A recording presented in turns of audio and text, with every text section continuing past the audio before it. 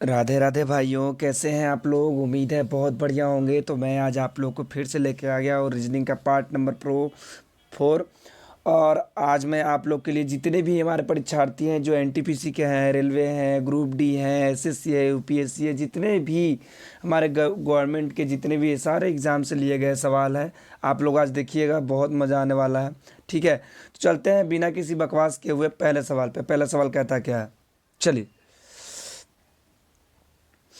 कहता है, यदि इंग्लैंड को 1 2 3 4 5 2 6 से तथा फ्रांस को 7 8 5 2 9 से कूट संकेतित किया गया है, तो ग्रीस को इसी कूट भाषा में कैसे लिखा जाएगा। दोस्तों समझिएगा ज़रा सा, ये सवाल समझने वाला है। थोड़ा सा नहीं समझेगा मज़ा नहीं आएगा दोस्तों। बहुत मज़ेदार क्वेश्चन।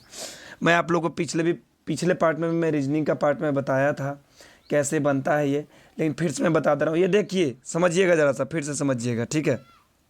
समझिएगा क्या कहता है। इंग्लैंड बराबर क्या है,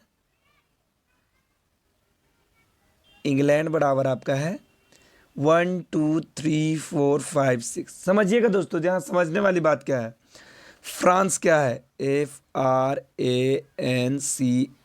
क्या है 7 8 5 2 9 2। तो पूछ क्या रहा है, ग्रीस, GREECE। बस क्वेश्चन को यहीं पे थोड़ा सा दिमाग लगाइएगा दोस्तों, आपका बन जाएगा। देखिए इसमें क्या क्या है, जी है, आर है, ई है, ई है, सी है, ई है। अब ये बताइएगा, सबसे पहले ध्यान दीजिएगा, यहाँ थोड़ा सा समझिएगा, जरा ध्यान दीजिएगा, समझिएगा। यहाँ इंग्लैंड और ये जो फ्रांस है, दोनों का तो दिया हुआ है। ये दोनों को मिला के आप ध्यान से देखना, अगर ये दोनों को मिला के आपका ये जो ग्रीस है, इसका अक्षर पूरा बनता है कि नहीं। इंग्लैंड और फ्रांस मिला के अगर ग्रीस बन जाता है उसका अक्षर मिला के, तो आपको जिसका जो जगह पे अंक रहेगा उसको डिजिट कर देंगे। दोस्तों समझिए, तो ध्यान से देखिए। जी, ग्रीस में जी है, जी है, देखिए ENG इधर से तीसरा लाइन में है दोस्तों। देखिएगा तीसरा लाइन में, तो तीसरा जी कितना है, जी कितना है, तीसरा इधर से 3 है दोस्तों। चलिए 3 लिख दिया, कोई दिक्कत दोस्तों। उसके बाद आर है दूसरा, तो एफ का जो देखिए, आर तो इंग्लैंड में नहीं है लेकिन कुछ में है, फ्रांस में। मैंने क्या बोला था, इंग्लैंड और फ्रांस दोनों को मिला के अगर ग्रीस बन जाता है तो आप उसका अंक उतार दीजिएगा, डिजिट उतार देंगे, बन जाएगा दोस्तों। आर, आर एफ से दूसरा है, देखिएगा इधर से फ्रांस वाला में दूसरा है, तो इधर से कितना है, दूसरा लिख देंगे, आर का दूसरा 8। उसके बाद ई, डबल ई है दोस्तों। ई का कितना है, देखिए फ्रांस में भी ई का 1 है दोस्तों, देख रहे हैं यहाँ पे, देखिएगा 1 है यहाँ, ये 1 है। और इंग्लैंड में भी फर्स्ट का ई का 1 ही है, तो क्या हो जाएगा, 1 1 हो जाएगा, 2 ई है तो। उसके बाद सी है, इंग्लैंड में सी नहीं है दोस्तों, लेकिन सी फ्रांस में है। किधर से, लास्ट से सेकंड है, तो लास्ट से सेकंड कितना है, 9, यहाँ लिख देंगे 9। दोस्तों समझ में आ रहा होगा तो बताइएगा दोस्तों, एक बार जरूर बताइएगा। उसके बाद ई है, तो ई का कितना लिखे है, 1। यही आपका क्या हो जाएगा दोस्तों, आंसर टोटल मिल चुका है। 38 11 91 किस ऑप्शन में है दोस्तों, ऑप्शन नंबर ढूंढेंगे। 38 11 91 आपका ऑप्शन नंबर ए में है। तो बताइए दोस्तों, कोई दिक्कत, कोई दिक्कत नहीं होना चाहिए। तो दोस्तों अगर बहुत सारे ऐसे, देखिए रीजनिंग ऐसा सवाल होता है, रीजनिंग और मैथ के सवाल ऐसे होते हैं, माफ़ कीजिएगा, रीजनिंग ऐसा सवाल होता है, इसको कई तरीक़ा से बनाया जाता है। आपका दिमाग जैसे चल गया, मतलब कि गलती आपसे होगा ही नहीं, ये बात समझ लीजिए, अगर आप गलती नहीं करते हैं तब। चलिए आगे बढ़ते हैं, अगला सवाल क्या कहता है। अगला सवाल कहते हैं दोस्तों, चलिए अगला सवाल पे बढ़ते हैं दोस्तों, अगला सवाल पे बढ़ते हैं। चलिए कहता है, नीचे देखिए ये वाला पूछा हुआ है SSC MTS में। मैंने बोला ना कि जितने भी एग्जाम है सब एग्जाम से पूछा हुआ क्वेश्चन मैं आप लोग को बताऊंगा, ध्यान दीजिएगा। कहता है, नीचे दी गई प्रश्न प्रश्न प्रश्न में प्रश्न चिन्ह के स्थान में, प्रश्न चिन्ह कहाँ है दोस्तों, ये वाला, इसके स्थान पे क्या होगा। तो देखिए इसका बहुत तरीका है बनाने का, हर एक तरीका है। स्क्वायर करके बने तो स्क्वायर करके बनाइए, अगर डिस्टेंस करके बनाया जाए तो डिस्टेंस, अंतर करके बनाया गया तो अंतर, स्क्वायर करके, क्यों, बहुत सारे तरीका है श्रृंखला का बनाना। अक्षर श्रृंखला को बनाने के लिए बहुत तरीका होते हैं। तो यहाँ पर देखिए, तो ज़रा सा दोस्तों, बहुत सारे स्टूडेंट देख के डायरेक्टली ऐसे कर देंगे, अरे यहाँ 9 से 1 कम है 8, तो 16 से 1 कम हो जाएगा, एक आसपास हो जाएगा 14। 14 हो जाएगा ना, 15 नहीं तो 14 हो जाएगा। तो ये हो जाता है आपका क्या, गलत। दूसरे स्टूडेंट्स क्या सोचते हैं, ये देखिए तो इधर से 8 के बाद 9 है, क्या है 8 के बाद 9 है, तो इधर 15 के बाद 16 हो जाएगा, तब 15 नज़दीक नहीं है तो क्या हो जाएगा 14 लिख देंगे। तो ये आपका क्या हो जाएगा, बहुत बड़ा मिस्टेक है, 14 आपका ऑप्शन गलत हो जाता है। ठीक है दोस्तों, तो इसको किस प्रकार से बनाना है यहाँ ध्यान दीजिएगा। जब आपको आसपास नज़दीक, अगर 8 के 9 को हम 9 के बराबर हम 8 कैसे लिख सकते हैं, 16 के जगह पे क्या, 16 के बराबर हम क्या लिख सकते हैं, इसी को ध्यान से देखना है दोस्तों। समझिएगा दोस्तों क्या हम इसको कहना चाह रहे हैं दोस्तों। 9 बराबर 8 कैसे आ गया दोस्तों, और 16 बराबर कितना कैसे आएगा। तो मैंने क्या बोला था शुरू में, सबसे पहले इसको स्क्वायर करके तोड़ा जाता है, अगर स्क्वायर करके टूट जाएगा तो आपका क्या हो जाएगा, बन जाएगा दोस्तों। चलिए ध्यान से देखिए, 9 जो है किसका स्क्वायर है दोस्तों, 3 का स्क्वायर। किसका स्क्वायर दोस्तों, 3 का स्क्वायर है। और 8 जो है किसका क्यूब हो जाएगा दोस्तों, 2 का क्यूब हो जाएगा। 2 गुने 2 गुने 2 हो गया ना, एक स्क्वायर एक क्यूब। अब बस इसको में भी वैसे ही करके देखते हैं। 4 का क्या हो गया, स्क्वायर दोस्तों। तो उसके बाद देखिए 3 से एक घटा के लिखे, 3 यहाँ पर लिखे, उसके बाद एक घटा के क्यूब कर दिए, तो इसमें भी एक घटा दीजिए, 3 घटा के उसके बाद क्यूब कर दीजिए, कितना हो जाएगा, 3 गुने 3 गुने 3, 3 हुआ ना, 3 तिया 9, 9 तिया 27, कितना हो गया 27। 27 किस ऑप्शन में है, ऑप्शन नंबर आपका क्या हो जाएगा, ऑप्शन नंबर सी आपका सही हो जाएगा दोस्तों। बताइए कोई दिक्कत, कह तो दिए कि बस इसको आप एक बार देख लीजिएगा, ज़िंदगी भर नहीं भूलिएगा दोस्तों, ये हमारा वादा है। आप बस ध्यान से देखिए, समझिएगा, अगर सवाल को समझ लीजिएगा तो कभी आप भूलिएगा नहीं। चलिए अगला सवाल पे पढ़ते हैं, अगला सवाल क्या कहता है। और इससे पहले मैं बता दूं कि अगर वीडियो अच्छा लगता है दोस्तों तो आप अपने दोस्तों के बीच में शेयर कीजिए, लाइक कर दीजिए, और जितने भी कमज़ोर छात्र हैं उनको जल्दी से जल्द ये चैनल से जुड़वा दिए। आप वीडियो को लास्ट तक देखिएगा तभी समझ में आएगा दोस्तों, ठीक है। वीडियो को आप हमेशा लास्ट तक देखा करें ताकि एक भी सवाल आपसे छूटे ना। ये सवाल देखिए आपका क्या है, वेन डायग्राम से है, जो कि पूछा गया सवाल है आरआरबी ग्रुप डी 2014 से 18, दोनों 18 में 14 में पूछा गया था और 2018 में पूछा गया था। देखिए सवाल क्या कहता है, जरा समझिएगा। कहता है दोस्तों कि नीचे दी गई प्रश्न चिन्ह के सही वेन आरेख बताइए। सही वेन है, यहाँ पे अपने दिमाग से थोड़ा सा सोचिएगा। अगर अपने दिमाग से तो आपको बहुत तरीका क्या आएंगे, बहुत जगह आएंगे। देखिएगा, पिता पुत्र बेटा, ऐसे पिता पुत्र पुत्री रहता है तो एक पिता रहता है, उसी से ना पुत्र और पुत्री बनता है दोस्तों। चलिए इससे नहीं आप समझिएगा, छोड़िए, जरा समझिएगा। कहता है पृथ्वी, बृहस्पति, सौरमंडल, ये तीनों क्या है दोस्तों, ये एक ग्रह है। और पूरा ग्रह को हम लोग क्या कहते हैं, सौरमंडल कहते हैं। ये जो सौरमंडल है दोस्तों, इसी के बीच में ये ग्रह आता है। 9 गो ग्रह होता है ना दोस्तों, एक हो गया पृथ्वी, दूसरा हो गया सबसे गर्म ग्रह, याद है ना जीके में, सबसे भारी बृहस्पति। ये वाला देखिए, तो देखिए समझिएगा, फिर से समझिए, जरा फिर से एकदम एकदम ध्यान से समझिएगा, इस प्रकार सवाल गड़बड़ाना नहीं है। कैसे बनता है, कहता है पृथ्वी, बृहस्पति, सौरमंडल। दोस्तों समझिएगा, ये पूरा ग्रह जो होता है, पूरा ग्रह को हम लोग कहते हैं सौर परिवार, यानी सौर मंडल कहते हैं। और इसी के बीच में 9 गो ग्रह आता है। कौन सा आता है, एक पृथ्वी आ गया और एक बृहस्पति आ गया। दोस्तों बताइए इस प्रकार का कहाँ पे बेना रखा है, ऑप्शन नंबर सी। बताइए कोई दिक्कत है, बस आपको बस पहचानना है कि किससे कौन रिलेटिव है। पिता के अंतर्गत पुत्र आता है, यानी सौरमंडल के अंतर्गत ग्रह, जितने भी ग्रह आते हैं उसके अंतर्गत ही आएंगे, चाहे जितने भी ग्रह रहेंगे इसी के अंतर्गत आएंगे दोस्तों। तो बताइए कोई दिक्कत, बताइए। इस प्रकार के सवाल आप कभी नहीं भूलिएगा दोस्तों, ठीक है। चलिए आगे बढ़ते हैं दोस्तों, आगे सवाल क्या कहता है, ये लीजिए। ये भी जो सवाल है आपका पूछा गया सवाल आरआरबी एनटीपीसी 2016 में। मैं जितना भी सवाल बता रहा हूँ दोस्तों, आपको पूछा गया ही सवाल बता रहा हूँ। चलिए आगे बढ़ते हैं। कहता है यदि वर्ष 2011 में क्रिसमस रविवार को मनाया गया तो वर्ष 2012 में क्रिसमस किस दिन मनाया जाएगा।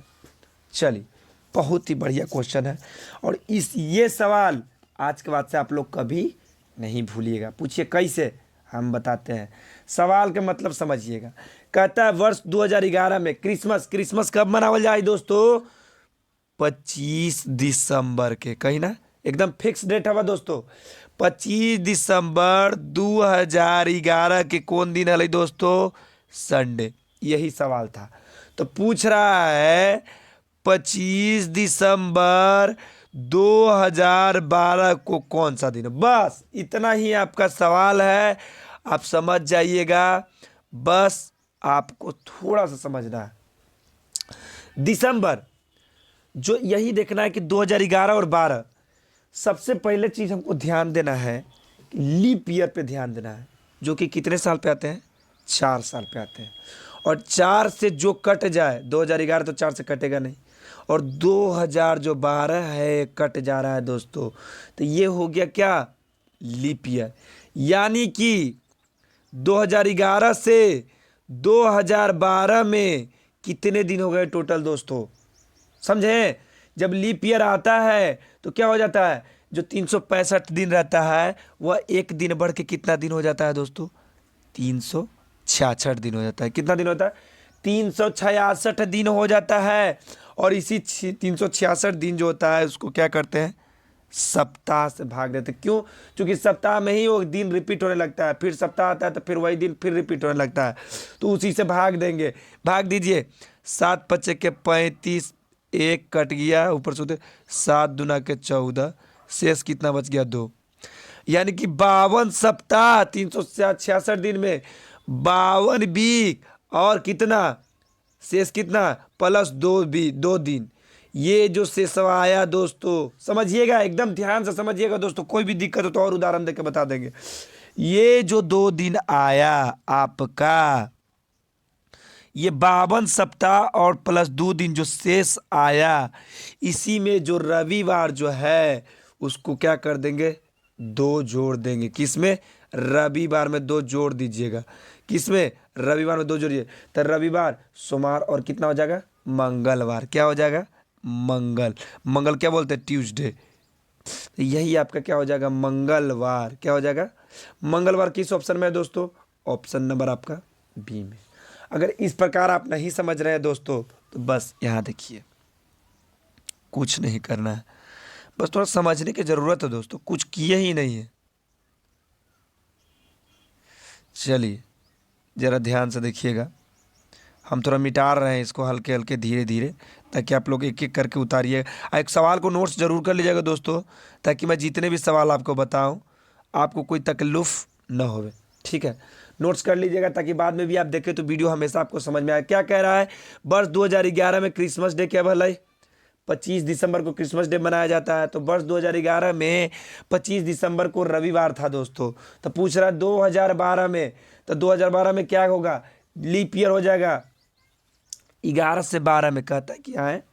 आप 4 साल में लीप ईयर होता है, तो आप एक ही साल में कैसे कर दिया? नहीं दोस्तों, इसके 3 साल पहले जो था वो भी लीप ईयर ही था। उसके बाद जो आया 2008 में जो था वो लीप ईयर था।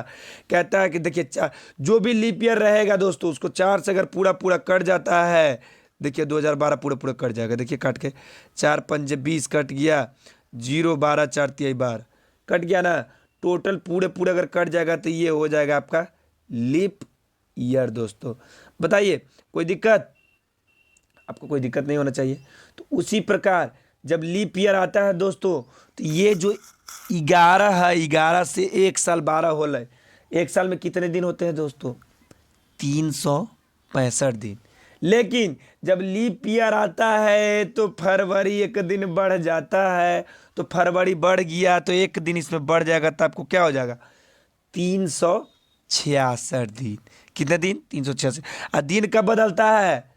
जब दिन सोमवार मंगल बुध बृहस्पति शुक्र शनि इतवार कब बनता है? हर सप्ताह पे बदलता है। तो वही 7वां से भाग दे देंगे।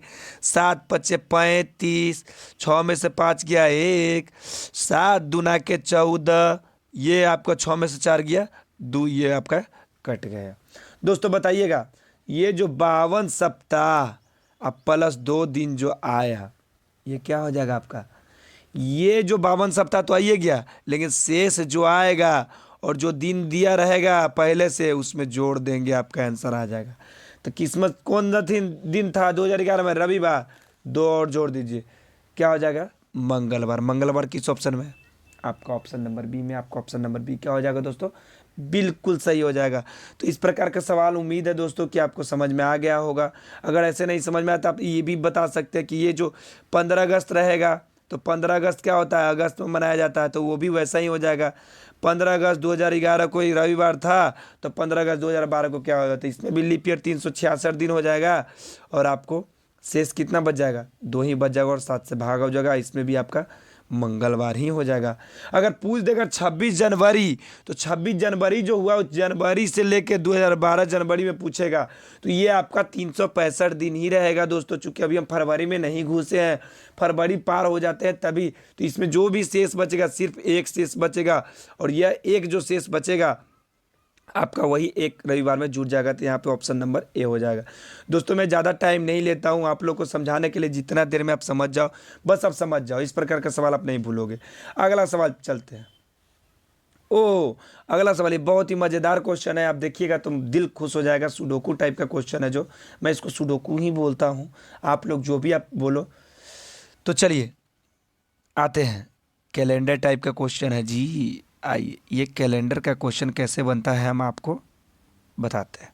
ये आरआरबी एनटीपीसी 2016 में एकदम डायरेक्ट आंसर दिया जाता है, बिना कलम उठाए। जब भी, सबसे पहले ध्यान से देखिएगा, जब भी कोई नीचे बड़ा अंक दिया रहे, एकदम स्पीड में इसको 15 सेकंड बता रहा हूं मैं, जब भी कोई बड़ा अंक नीचे की ओर दिया हुआ है, तो समझ लीजिएगा कि ऐसे सोल्व होगा, हमेशा इस तरफ से सोल्व होगा। अगर इस तरफ बड़ा अंक दिया रहे, तो हमेशा इस तरफ से सोल्व होगा। इस तरफ दिया रहे, तो इस तरफ से सोल्व होगा। आप बात समझ गए? मतलब कि दोनों तरफ से बात समझ ही गए होंगे। इस प्रकार का सवाल, माफ़ कीजिएगा दोस्तों, इस प्रकार का अगर सवाल जब भी पूछे आपसे, तो आप कभी भी गड़बड़ाइएगा नहीं, ठीक है। चलिए अब देखिए कैसे नहीं गड़बड़ाइएगा, बिना कलम उठाए कैसे बनेगा।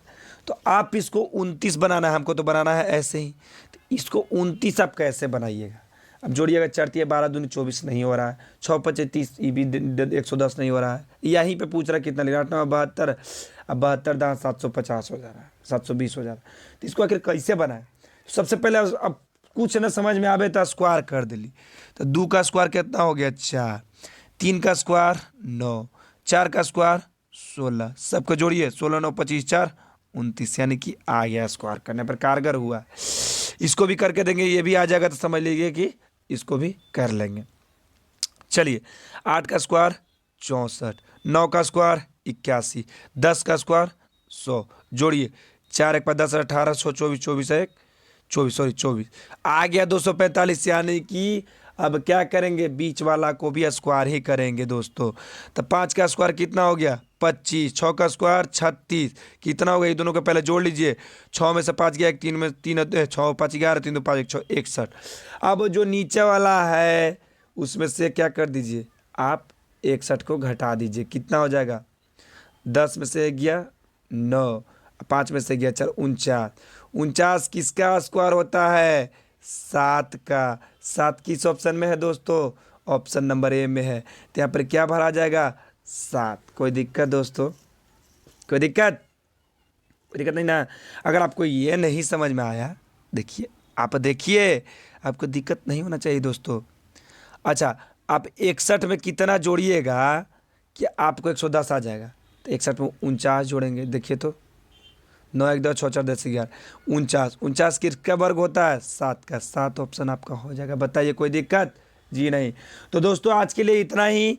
आज जो भी तकलीफ होगी, जो भी वीडियो में प्रॉब्लम होगी, आप हमको कमेंट बॉक्स में बताइएगा। कल से मैं आपको होमवर्क दूंगा, ठीक है। मिलते हैं। राधे राधे।